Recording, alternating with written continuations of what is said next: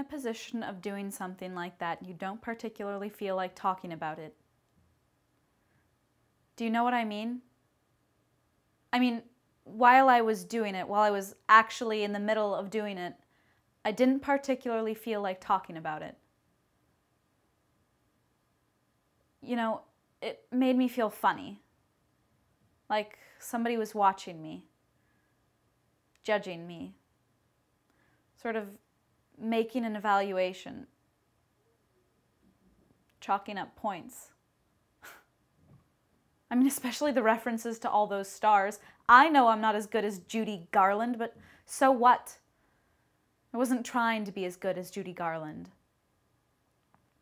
I mean, it started out being just for fun, you know, and then it turned into murder. It was like being murdered. Do you know what I mean? Well, my first relationships were with typical self-involved commitment phobes from the ages of 5 to 12.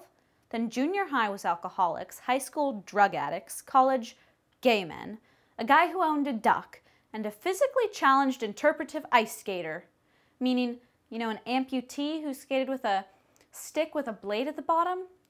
Then I married a guy who liked to put garlic in his ears, but I went away a lot with my boyfriend, who was a puppeteer for the blind.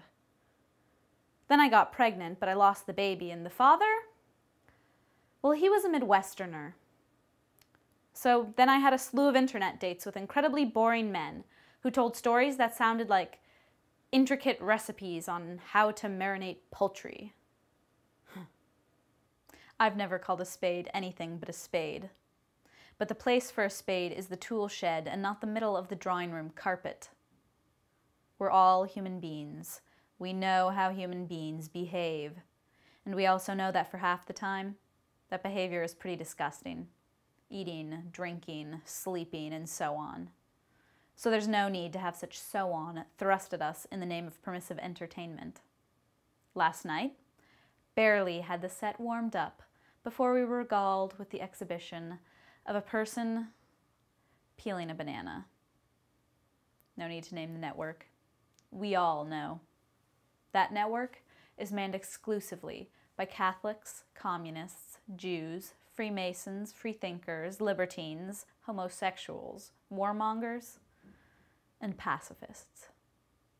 We also know that for hours after the peeling of that offensive fruit, the switchboard of that network was jammed with protesting calls. We have our network too, and it's showing results.